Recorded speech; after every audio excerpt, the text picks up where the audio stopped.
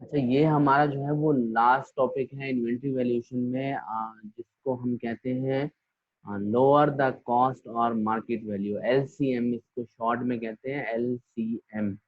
LCM lower the cost और market value, सही है। तो ये इस मेथड का नाम है।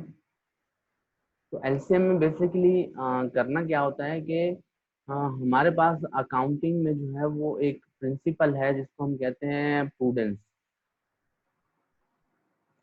ठीक है, या इसका दूसरा नाम है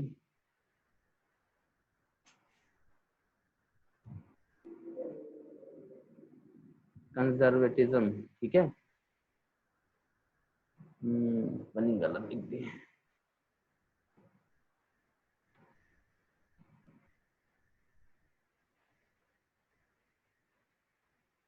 क्या, ये दो नाम है। तो प्रूडेंस का कॉन्सेप्ट जो है वो आपको बेसिकली बाउंड करता है कि आप जो है जो भी फॉरसीन लॉसेस हैं उसको आप फौरन रिकॉर्ड करो। तो फॉरसीन लॉसेस को आपने फौरन रिकॉर्ड करना होता है, बट गेन तब तक रियलाइज नहीं होता है जब तक कि वो एक्चुअल में आपकी ट्रांजेक्शन जो है वो एग्जीक्यूट नहीं हो जाए, तब तक आप गेन रियलाइज नहीं कर सकते हो, बट लॉस को फौरी तौर पर रिकॉर्ड करना होता है। जैसे कि अगर मैं आपको इसकी एग्जांपल दूं कि account receivable for suppose period and पे है 1 लाख, ठीक है, और आप वहां पर जो है ना बैड डेट्स एस्टिमेट करते हो कि 1 लाख में से आपको 10,000 नहीं मिलेंगे। अब वो जो नहीं मिलेंगे वो फ्यूचर की बात है, ठीक है, बट लॉस जो है वो आपको दिख रहा है कि यार होगा फ्यूचर में, ये 1 लाख में से 10,000 मुझे नहीं मिलेंगे,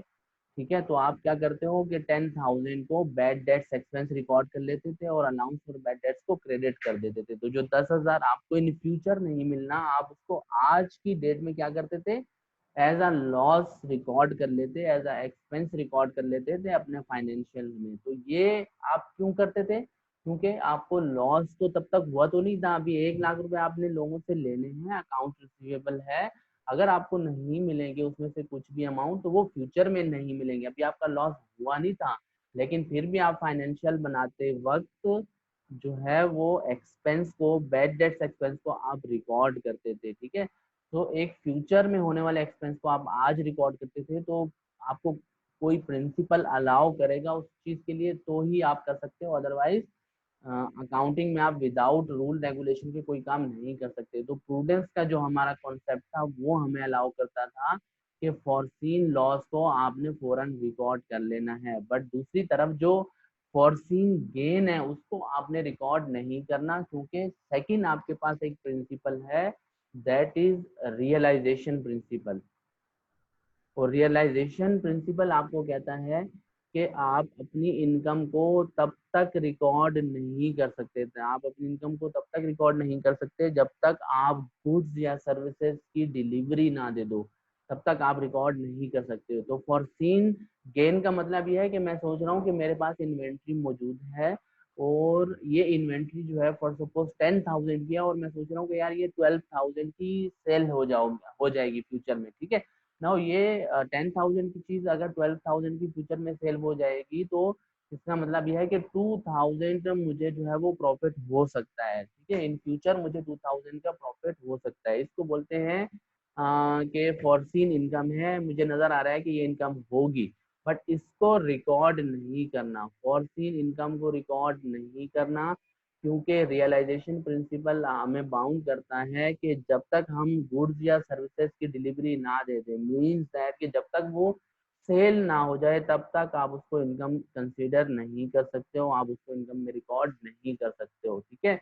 बट अगर मेरे पास एक इन्वेंट्री मौजूद है 10,000 की और मुझे लग रहा है कि उसकी वैल्यू जो है वो फ्यूचर में जो है वो 8,000 होने वाली है, ठीक है, उसकी वैल्यू डिक्लाइन होने वाली है, डिक्रीज हो जाएगी, ठीक है, मेरे एसेट की वैल्यू, और ये मुझे लग रहा है कि मुझे 14 लॉस है, यहाँ पर लॉस नजर आ रहा है, ठीक है, कि मेरी 10,000 की चीज जो है वो 8,000 की हो जाएगी, 2,000 का मुझे लॉस नजर आ रहा है, ये लॉस आपने पूरी रिकॉर्ड करना है, ठीक है। इसके लिए आपको प्रूडेंस का कॉन्सेप्ट अलाउ करता है कि फोर्सिन लॉसेस को आपने फौरी तौर पर रिकॉर्ड कर लेना है।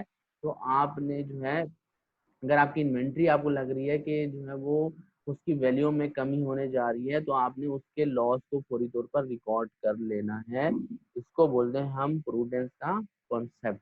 ठीक है, तो ये जो एलसीएम है वो बेसिकली प्रूडेंस के कॉन्सेप्ट के तहत ही जो है वो हम करते हैं। इस मेथड में जो है वो प्रूडेंस का कॉन्सेप्ट मेन जो है वो लॉजिक है, मेन अहमियत रखता है। सो ये आपको पता होना चाहिए। नाउ यहाँ पर मैंने एक क्वेश्चन लिया है कि हमारे पास एक कंपनी में मटेरियल्स मौजूद हैं और मटेरियल की मैंने तीन टाइप लिए हैं कि यार एक तो रॉ मटेरियल है हमारे पास, एक है वर्क इन प्रोसेस, वो मटेरियल जो कि हमने प्रोसेस में डाला हुआ है, ठीक है, जिस पर प्रोसेस हो रहा है, प्रोडक्शन में है ये मटेरियल, सही है। तो work in process and third one is finish goods. तो ये तीन मैंने जो है वो मटेरियल्स की एग्जांपल यहाँ पर लिए हैं। एंड देन इनके अंदर जो है वो फर्दर हमने आइटम दिए हैं। जैसे रॉ मटेरियल के अंदर दो तरह के हमारे पास रॉ मटेरियल हैं, raw material A and raw material B. इसी तरह वर्क इन प्रोसेस में भी हमने दो प्रोसेस स्टार्ट किए हुए हैं, एक प्रोसेस नंबर 1 है और दूसरा है प्रोसेस नंबर 2। दो अलग अलग प्रोसेस में हम काम कर रहे हैं। इसी तरह फिनिश गुड्स भी हमारे पास तीन टाइप की होती हैं, finish goods number A B and C. ये जस्ट आपको समझाने के लिए, तो इस वजह से नाम हम जो भी होंगे वो यूज कर सकते हैं या कोई भी नाम रख सकते हैं इन मटेरियल्स के या फिनिश गुड्स के। फिलहाल समझाने के लिए हमने A B C finish goods तीन तरह की ले ली। अब हमारे पास क्वेश्चन में अगर डेटा गिवन होगा तो वो तीन चीजें आपको देगा, एक क्वांटिटी देगा, एक उसकी कॉस्ट देगा और एक जो है वो उसकी मार्केट प्राइस पर यूनिट। ठीक है ना, तो ये रेट है, कॉस्ट का रेट है और ये मार्केट प्राइस का भी रेट है। ठीक है, सो मार्केट वैल्यू का रेट है और कॉस्ट का रेट है और क्वांटिटी है। तीन चीजें आपके पास क्वेश्चन में गिवन होंगी। ठीक है, आपको सिंपल करना क्या है कि आपको एक तो इन्वेंट्री की वैल्यू निकालनी है एट कॉस्ट।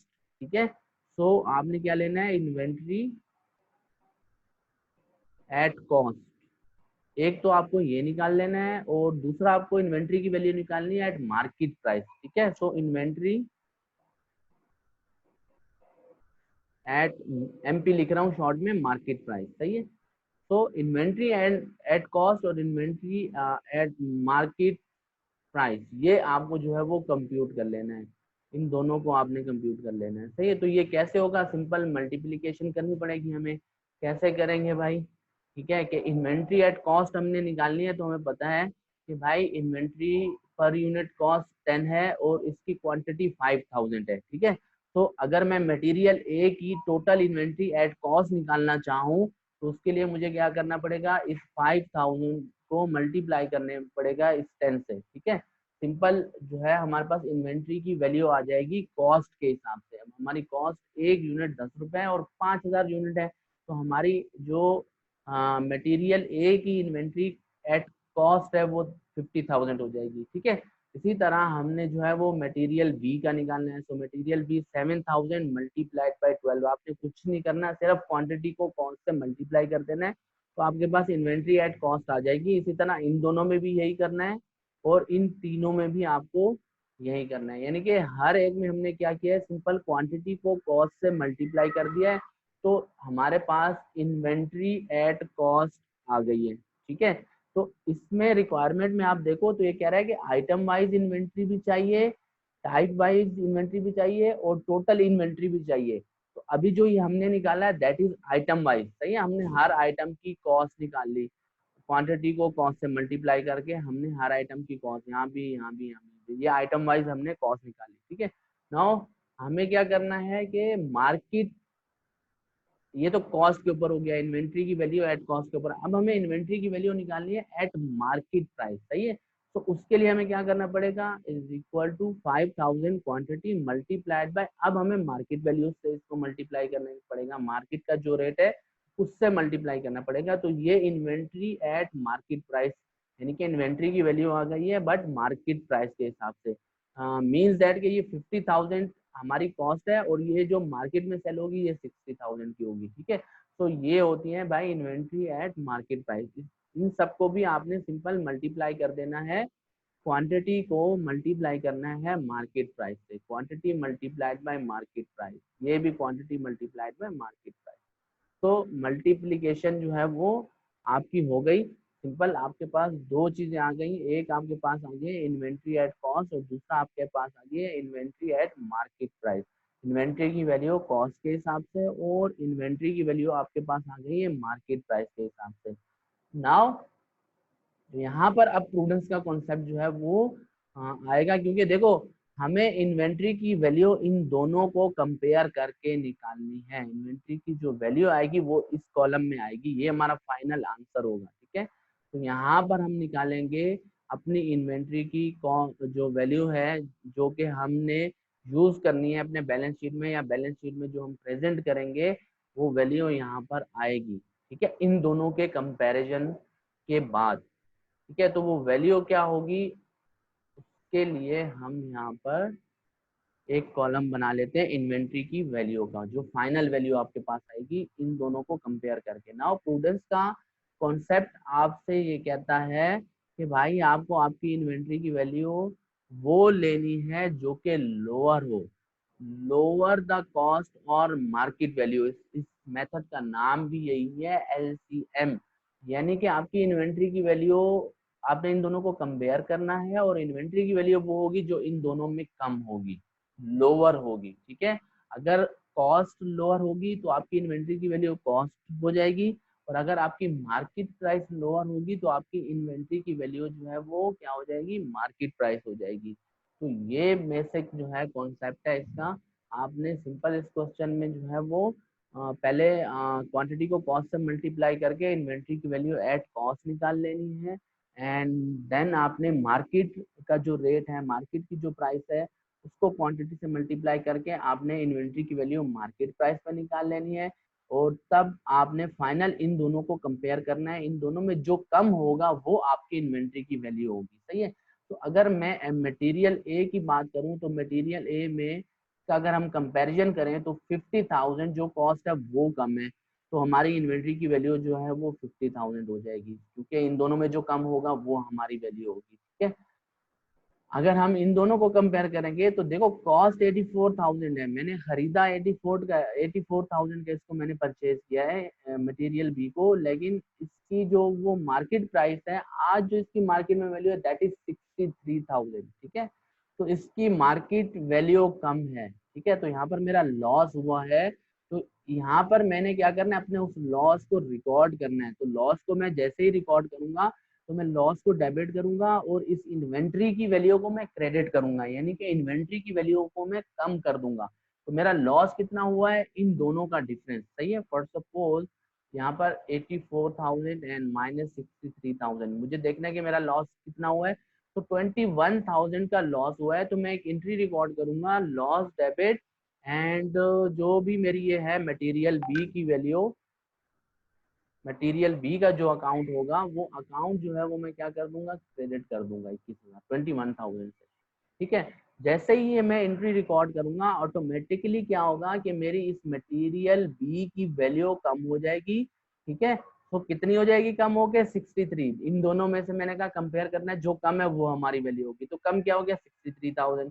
ठीक है, जो मार्केट प्राइस है ये अब हमारी वैल्यू हो जाएगी, और बैक एंड पे ये एंट्री रिकॉर्ड होगी। ये आपको करनी नहीं है, सिर्फ समझाने के लिए मैं आपको कर रहा हूँ। ठीक है, तो ये मटेरियल की वैल्यू जो आपने क्रेडिट की है ये कम करके ये आपकी वैल्यू हो जाएगी, और ये लॉस जो है ये आपके प्रॉफिट एंड लॉस अकाउंट को चार्ज हो जाएगा इसी पीरियड के अंदर। सही है, अकॉर्डिंग टू कौन सा प्रिंसिपल, ये प्रूडेंस का कॉन्सेप्ट। ये आपको अलाउ करता है कि आप लॉस को फोरसीन लॉस को फौरन रिकॉर्ड कर लो, और अपने एसेट की वैल्यू को आप जो है वो क्रेडिट कर लो। ये बिल्कुल वैसे है जैसे अकाउंट रिसीवेबल 1 लाख और उसके ऊपर हमें 10,000 नहीं मिलना तो हम करते थे बैड डेट एक्सपेंस डेबिट और allowance for bad debt credit. बस फर्क इतना है कि वहां पर हम अलाउंस को क्रेडिट करते थे, डायरेक्ट राइट ऑफ नहीं करते थे, डायरेक्ट अपने अकाउंट रिसीवेबल की वैल्यू को कम नहीं करते थे, अकाउंट रिसीवेबल को क्रेडिट नहीं करते थे, अलाउंस को क्रेडिट करते थे। लेकिन यहाँ पर हम डायरेक्टली अपने मटेरियल को ही क्रेडिट करेंगे, बस इतना सा फर्क है, कॉन्सेप्ट ये वही है। ठीक है, तो इन दोनों को हमने कंपेयर किया, और जो लोअर था 63,000 वो हमने ले लिया। अब इसी तरह आपने आगे भी कंपेयर करना है। वर्क इन प्रोसेस को अगर हम कंपेयर करते हैं तो वर्क इन प्रोसेस में आपकी कॉस्ट कम है और मार्केट वैल्यू ज्यादा है, तो हम कॉस्ट को कंसिडर करेंगे क्योंकि लोअर वैल्यू लेनी है। इन दोनों को कंपेयर करें तो हमारी जो मार्केट वैल्यू है दैट इज लोअर, तो हम यहाँ पर 91,000 लेंगे। इन दोनों को कंपेयर करें तो 67,500 ये लोअर है, इसको लेना है। इन दोनों को कंपेयर करें तो 88,000 लोअर है, आपने ये लेना है। और इन दोनों को अगर आप कंपेयर करो तो 189,000 जो है वो आपका लोअर है, तो आपको ये लेना है। तो अगर हम ये देखें कि इन दोनों को मैंने कंपेयर किया तो यहाँ पर मेरा लॉस हुआ है, ठीक है। मेरी जो है वो कॉस्ट 2,02,500 है, बट 189,000 की ये मार्केट में सेल होगी, तो यहाँ पर जो है वो मेरा नुकसान हुआ है, ठीक है। यहाँ पर मैंने इसको कंसीडर किया है, अपनी कॉस्ट को कंसीडर नहीं किया है, तो बैक एंड पे ये लॉस वाली एंट्री रिकॉर्ड करूंगा। तो यहाँ पर मेरा लॉस हुआ है, ठीक है। देन उसके बाद आप देखो कि यहाँ पर मेरा लॉस हुआ है, एंड थर्ड वन इज यहाँ पर मेरा लॉस हुआ, तो तीन जगह जो है वो मेरा लॉस हो रहा है, ठीक है। और वो लॉस मैं बुक करूंगा, रिकॉर्ड करूंगा, और अपनी जो वैल्यू है, एसेट की जो वैल्यू है, इन्वेंट्री की जो वैल्यू है, वो इन दोनों में से जो लोअर होगा उसको कंसीडर करूंगा। तो इस तरह से आपको ये हर इंडिविजुअल आइटम, अगर इस तरह का क्वेश्चन दे देता है, नॉर्मली तो वो किसी एक आइटम की ही कैलकुलेट करवाता है, बट कभी किसी क्वेश्चन में तीनों आइटम एक साथ भी, यानी कि तीनों type, raw material, work in process और फिनिश गुड्स, एक साथ भी दे सकता है, ठीक है। तो तरीकाकार जो है वो तीनों में सेम है, सेम मेथड के थ्रू ये क्वेश्चन सॉल्व होगा। तो इस वजह से मैंने इसको एक साथ ही यहाँ पर वो कर लिया। नाउ हमारी रिक्वायरमेंट में आप देखो तो इसने कहा था कि आइटम वाइज इन्वेंट्री आपको मालूम करनी है, तो वो तो हम कर चुके हैं कि हम, अगर मैं आपसे पूछूं मटेरियल एक इन्वेंट्री की वैल्यू बता दो, तो आप ठक करके बता दो कि भाई 50,000, ठीक है। तो ये इसकी वैल्यू है, ये आपको मालूम हो गई, ठीक है। इसी तरह अगर मैं आपसे पूछूं कि मटेरियल बी की इन्वेंट्री बताओ, आप बोलोगे 63,000। मैं बोलूँ प्रोसेस वन की बताओ, आप बोलोगे 62,500। मैं बोलूंगा फिनिश गुड्स ए की बताओ, आप बोलेंगे 67,500, ठीक है। तो ये तो आपको पता चल गया, आइटम वाइज इन्वेंट्री हमारे पास यहाँ पर कंप्यूट होके आ चुकी है। नाउ नेक्स्ट हमने क्या करना है कि टाइप वाइज इन्वेंट्री हमें जो है वो मालूम करनी है। तो टाइप वाइज इन्वेंट्री कैसे निकलेगी, ठीक है। उसके लिए आपने कुछ भी नहीं करना, सिंपल जो है इन दो का टोटल कर लेना है, तो ये आपके पास टाइप वाइज एक टाइप की इन्वेंट्री आ जाएगी। तो हम कैसे करेंगे, ऑटो सम, ठीक है, इन दोनों को प्लस किया, कंट्रोल बी, ठीक है। तो ये सम हो गया, ये टोटल हो गया। यहाँ पर हम लिख भी देते हैं टोटल WIP, ठीक है। Work in sorry total raw material पहला था, ठीक है। टोटल रॉ मटेरियल हो गया आपके पास। इसी तरह आपके पास जो है वो दूसरा जो है वो टोटल हो जाएगा वर्क इन प्रोसेस, और third one is total finish good, finish, ठीक है। तो आपने इन दोनों को ऐड किया, ये आपके पास 1,13,000 वैल्यू आ गई एक टाइप रॉ मटेरियल की। टोटल रॉ मटेरियल आपके पास 1,13,000 का है। इसी तरह आप जो है यहाँ पर इन दोनों को सम करेंगे, तो ये प्लस ये 91,000। तो आपके पास जो है वो वर्क इन प्रोसेस में 153,500 ये वैल्यू आ गई, ठीक है। एंड लास्ट में आपने जो है ऐड कर देना है इन तीनों को, तो 67,500, 88,000 and 189,000, control B.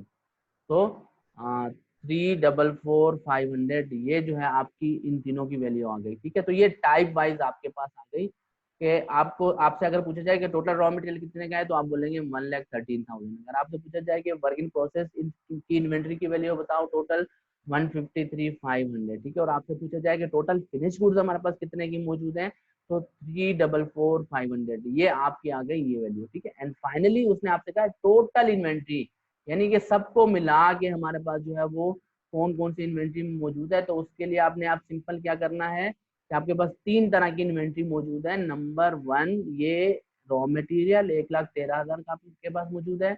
Work in process 153,500 का आपके पास मौजूद है। एंड थर्ड वन इज आपके पास फिनिश गुड्स मौजूद है। तो ये तीन वैल्यूज को आपने क्या कर देना है, ऐड कर देना है, सही है।